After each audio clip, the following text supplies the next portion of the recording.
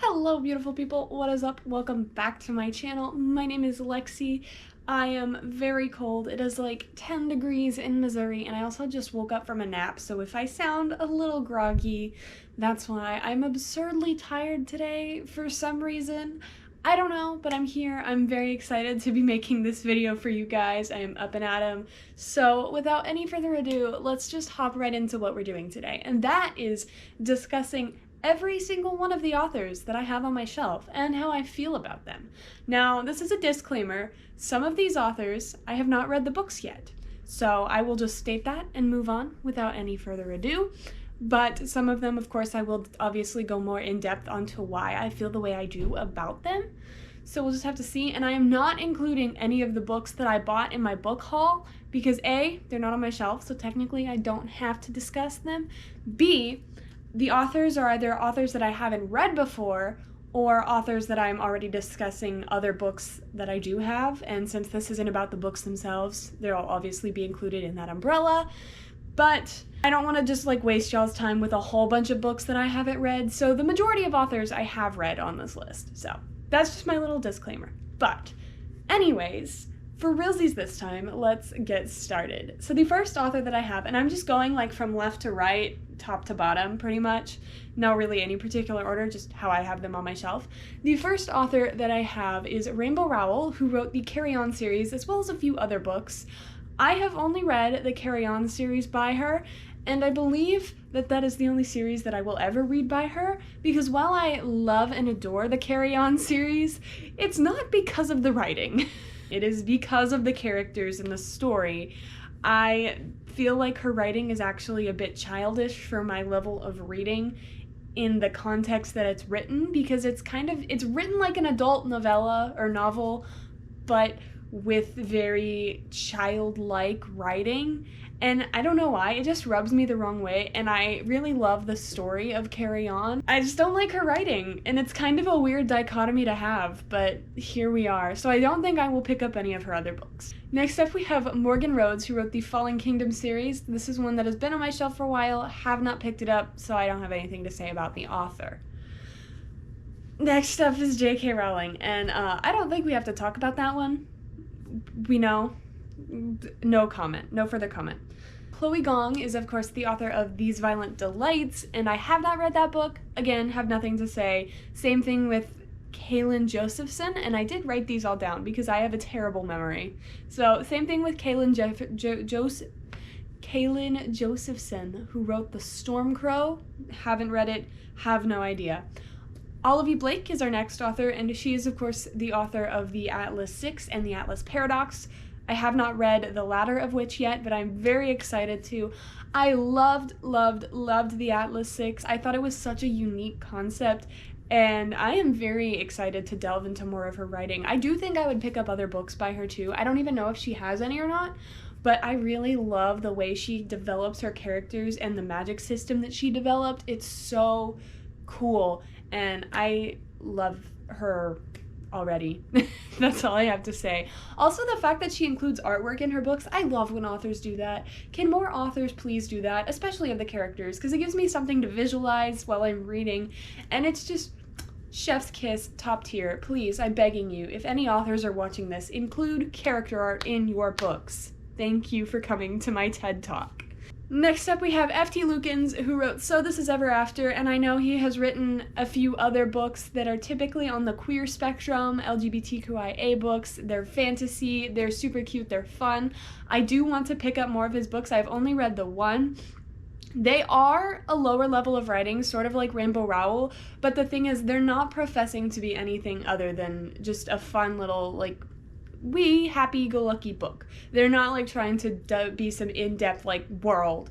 They're just like a feel-good book, and so I don't mind that the writing is more of a like simplistic, easier to digest type of thing, because it's not looking to be a whole world building and ooh, fun, fancy, flashy, woo. It's just supposed to be there and make you feel good, and it does that. and I will definitely pick up more of his books in the future because I love what he's trying to do. Holly Black is our next author, and I have mixed emotions about Holly Black, and by that I mean I don't really like her writing, but I'm going to give it another try because I feel like I might like some of her writing, but I didn't like Book of Night specifically because of the writing, so I don't really know how I feel at this point. It's still very up in the air, but I don't think I like her writing, so I'm just going to leave it at that with no further comment. Cassandra Clare.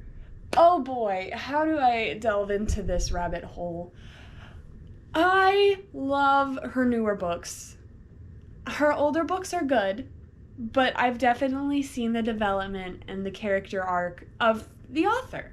I've seen her writing style sort of grow into itself and stop trying to be like Twilight and like all of the other popular like romance fantasy novels at the time, because I feel like it kind of was trying to be that with her first series, The Mortal Instruments. It was a good series, I enjoyed it, but there were definitely some things about it where I was like, this is questionable, ma'am.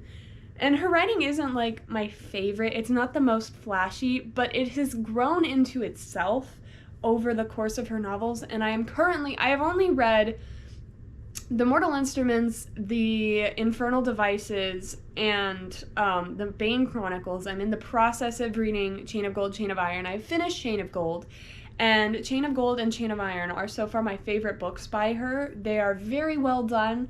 They take more time to sort of develop the characters, but in a good way, and she's progressed over the years, and I'm here for new Cassandra Clare. Old Cassandra Clare, I could take or leave. I like the stories, and the writing isn't terrible, so it's okay. But like new Cassandra Clare, like new era Cassandra Clare, I'm here for it. I live. Sarah J. Maas. I love Sarah J. Maas's writing. I love her world building. I love her characters. Do I feel like she's a little bit predictable in a sense? Like, not necessarily that her stories are predictable, but sort of that you know what she's going to write, and it's going to be like semi-spicy, fae, romance, fantasy. And honestly, I don't mind. Like, she's found her niche, and she has stuck with it, and I live for that. I think she's great. I love ACOTAR. I love Throne of Glass. I have not read Crescent City yet. I want to, though, because I've heard many good things about it. Overall, I am here for Sarah J. Maas. Do I think that she's very cliche? Yes. Do I think that that's a problem? Not necessarily. Moving on. Margaret Rogerson. Margaret Rogerson wrote Sorcery of Thorns, and this is a standalone book that I think is probably one of my favorite standalones of all time. It is so well done. The characters are so well developed. I love the sort of like magic system that she set up in the world, and I know she has another book coming out. I believe it is a sequel to Sorcery of Thorns. I think it's set in the same universe, but I'm so excited and I want to read it very badly because I think I will read anything that Margaret Rogerson puts out. Rogerson, why can't I say her name correctly? I'm putting a T in there for some reason. I will read anything she releases because she had me wrapped around her little finger with Sorcery of Thorns. Alexandra Bracken is our next author. I am struggling to pronounce these names today. And she wrote Lore, which I have not read yet, and I have not read any other works by her, so I'm going to move forward. Carrie Maniscalco, again, have not read her works, but I've heard good things, so I'm very excited to get to that. We have Leigh Bardugo, who of course wrote Six of Crows and Shadow and Bone. I love Six of Crows. It is probably in my top 3 all-time favorite series / books. Six of Crows, Crooked Kingdom, they're the same. I love them equally, and they're both amazing and top tier quality content. I have not read Shadow and Bone series. I started the first book and I couldn't. I also have not read The Ninth House and the follow-up to that, which I don't remember the name of. I want to read those, but Shadow and Bone I don't think it's my cup of tea. I might try again eventually if I can find good copies of it, but again, I know that was her first novel, or her first series of novels, I suppose.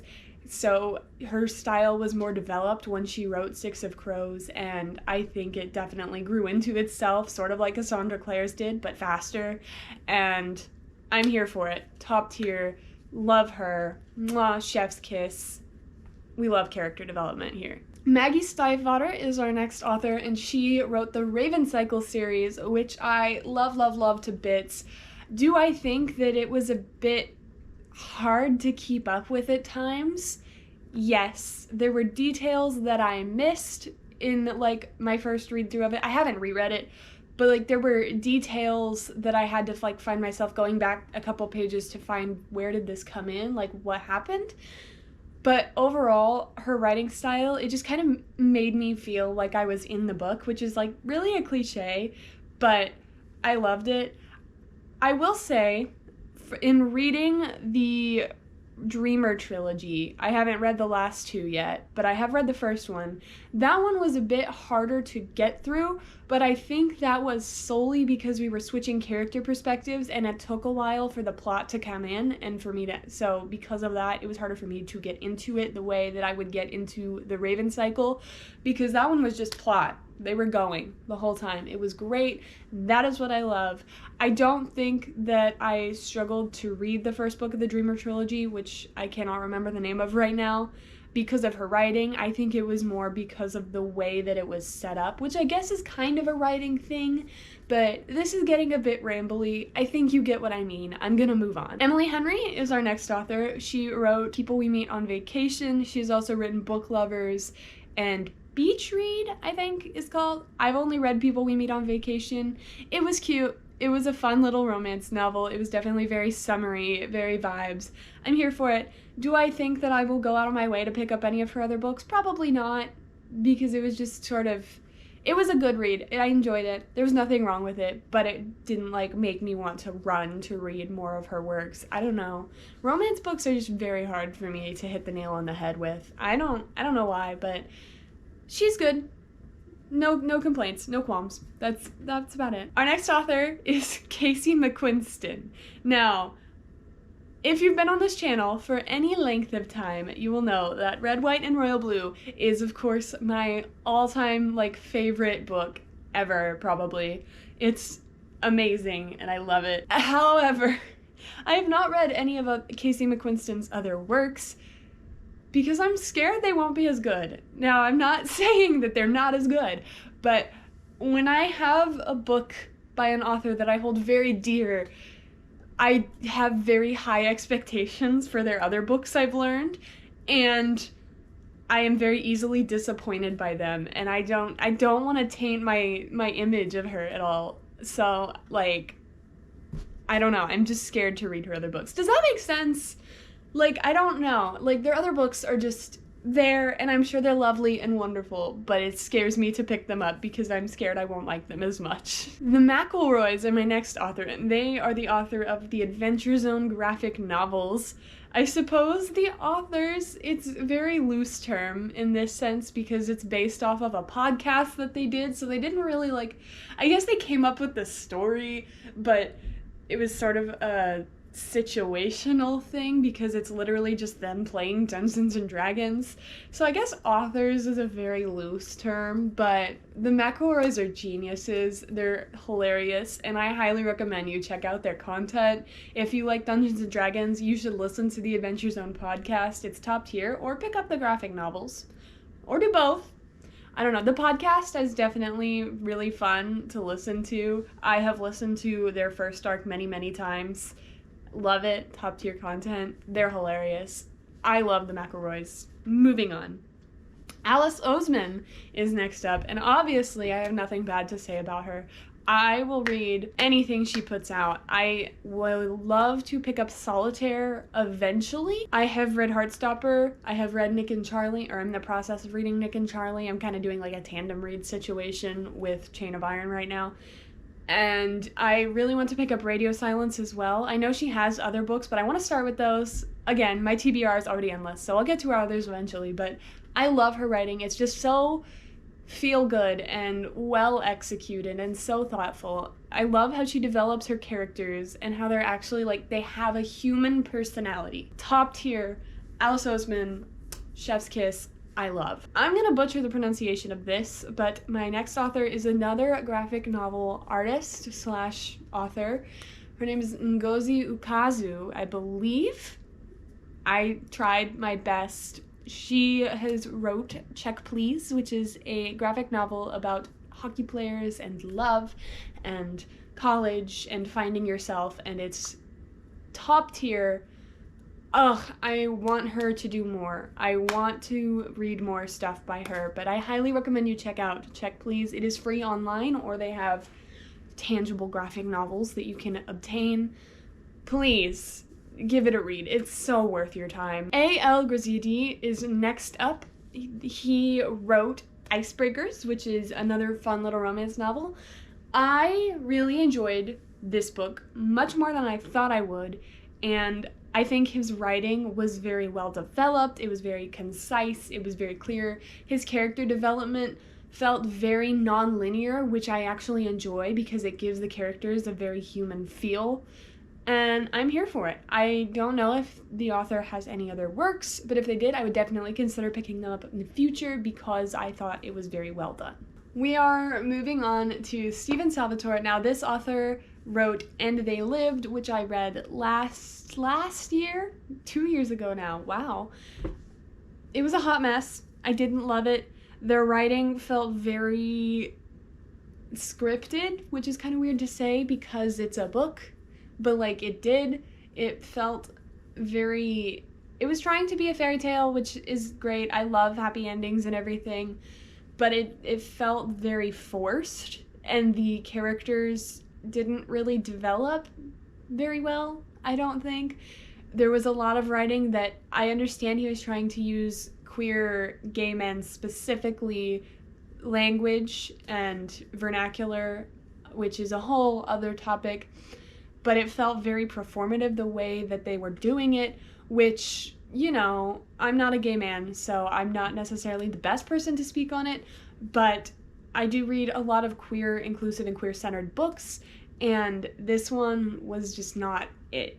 It wasn't good for more reasons than just the representation. It wasn't good for a lot of reasons, but especially just the way that they made their characters speak it felt forced to me. Next up, we have Benjamin O'Leary Sayans, who wrote Aristotle and Dante, and I will absolutely pick up more books by this author on a different note. I loved the writing. It felt very, like, old-fashioned, I suppose, but in a good way. It felt like I was reading a book written in, like, the late 1900s, but that, which I guess isn't that old-fashioned, but, you know, old-fashioned for what I normally read. And I loved it. I was here for it. I loved the story. I loved the character development.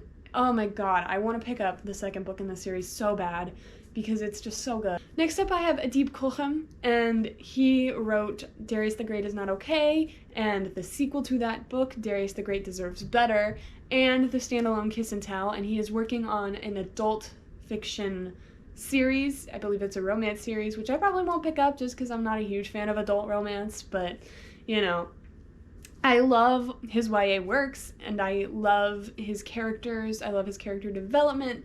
I did the thing that I mentioned earlier with Casey McQuiston, where I went into his other book with high expectations and was kind of unmet by them, and it kind of made me sad. But then I, like, thought about it, and I realized that the book itself is good. It's not as good as his other book, because it's, like, one of my favorite books. Darius the Great is also in my top 3 favorite books. But, you know, it's still a good book. He's an amazing author, and I highly, highly, highly recommend checking out his works. It has great minority and queer representation. It has great character development. His writing is fluid. It's easily understandable. I will never shut up about this author, and I've actually met him on, I believe, 2 occasions, and on both he was just a kind, kind man, and please read his books. Please. They have wonderful messages. They have wonderful characters. It will be a good time. You will not regret picking up Adib Kochem's books. Next up, Adam Silvera. I DNF'd his only book that I know of, which is They Both Die at the End. It wasn't my cup of tea. Moving forward. Uncle Rick Riordan. We love him. Top tier. Nothing bad to say. I don't even need to explain myself. He's amazing. Everybody loves Rick Riordan. Moving forward. Marissa Meyer. This author wrote the Renegade series, as well as, I believe, I don't know what that's called, but like the Cinder series. I'm not even going to try to remember the name of it, but, you know, Cinder, Winter, there's a couple of other ones that I don't remember the name of. Haven't read any of her books yet, have them on my shelf. Can't wait to read them, heard lots of good things about them, but I haven't read them yet. Stephanie Garner wrote the Caraval series, and I love the Caraval series. I don't think she has any other works. I would definitely consider picking up other works by her because the world building that she did in Caraval was incredible. The characters, there wasn't really much character development, but it wasn't really that kind of story. I don't feel like it was more of a story to be a tale and less of a story to be about the characters. That's sort of how it felt when I read it. And it was definitely like, there was character development, but it wasn't the central focus, and thus it wasn't my focus of my experience with her book. This is plural. And I loved it. I loved the Caraval series. Top tier. Highly recommend. Give her a read. Taran Matharu wrote the Summoner series, and he is our next author. I loved the Summoner series. Did it feel a bit youthful? Yes. Was I mad at it? No. It sort of felt like I was reading a book that I would have been reading about the same age as I read the Percy Jackson series, which was very young, to be fair, because I read books. I read books very early in my childhood, but it sort of feels about the same level as that, and I don't mind. It wasn't trying to be anything different, and I'm here for it. I loved the world building. I loved the character development. Was it very not in-depth? Sure. I mean, it felt very simple, but I don't mind simple, as I've stated many times. If it's not trying to be anything but simple, I don't mind simple. And it was done well. It was a well-executed, well-written story. It was fun. It made me happy.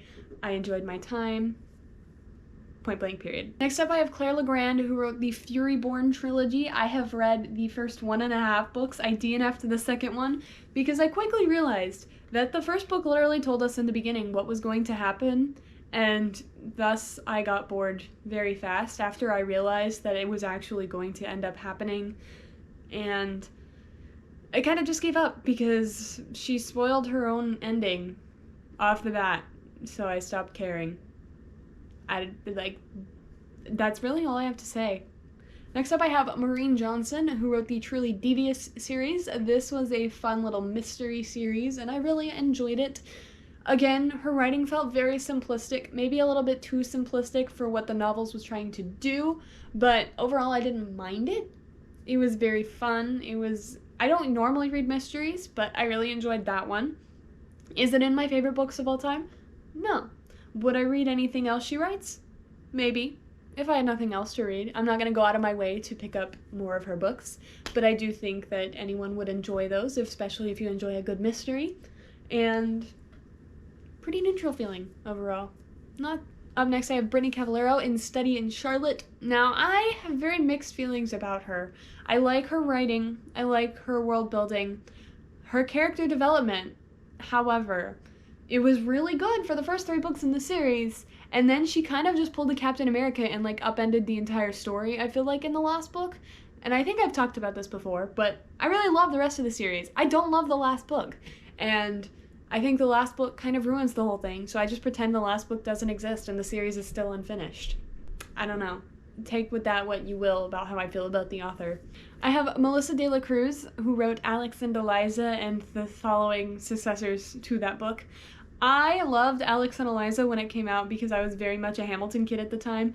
I still love Hamilton. It's a great musical. It's top tier. But Alex and Eliza was definitely catering to that fan base, and I think people only liked it because it was about Hamilton, and wow, Hamilton was at its peak of relevancy. So it wasn't a good book. I didn't finish the second one because I had finally stopped being awestruck about something being about Hamilton, and that's it. It wasn't a good book. It was just relevant to something that was popular at the time, and so people liked it. That's my other hot take of the day. I have Terry Pratchett and Neil Gaiman, who wrote Good Omens. I have not seen any other works by Terry Pratchett, but I know Neil Gaiman is a genius, and I love him, so Good Omens is hilarious. It's very well written, especially for its time. It's just so good. I love it. And I cannot wait for season 2 of Good Omens. I have preached about this, but Good Omens is probably the singular best book to television adaptation that ever existed. Point blank period. Anyway. I have Joseph Fink and Jeffrey Kramer up next. They wrote Welcome to Night Vale. They also wrote the book It Devours, based off of Welcome to Night Vale, which is a podcast. These are actual authors, unlike the McElroys. They write the stories because their podcast actually follows a storyline, and it's not just them playing Dungeons & Dragons. And they're geniuses. They're hilarious. I live for all of it. You should definitely check out Welcome to Night Vale. It's very, like, conspiracy theory. It's so good. It's so good. The characters are hilarious, and It Devours was just an extension of that, and it was top tier. It was set in the same world with the same characters. It just followed a different set of them, and I love it. And our final author, ending on a sort of low note here, is Veronica Roth, who wrote the Divergent series, which was basically like every other like YA dystopian novel of its time, The Hunger Games. It wasn't even as good as them, probably. I don't know, but it was not. I feel like that era of books was authors trying to be J.K. Rowling and failing miserably, even though J.K. Rowling is a terrible person. And Veronica Roth is definitely, like, trying to trail on those boot heels and failing miserably. I don't have too much to say about that. Anyways, that is going to conclude my list of every author on my bookshelf. That's been some hot takes in this one. It was really fun to do, and I do hope you guys have enjoyed it, and especially enjoyed hearing me butcher the pronunciations of these things. If you did enjoy this video, you should definitely subscribe for more content just like this. You should also like the video because it's easy, comment because it makes me smile, and I will see you all in the next one. Bye, guys!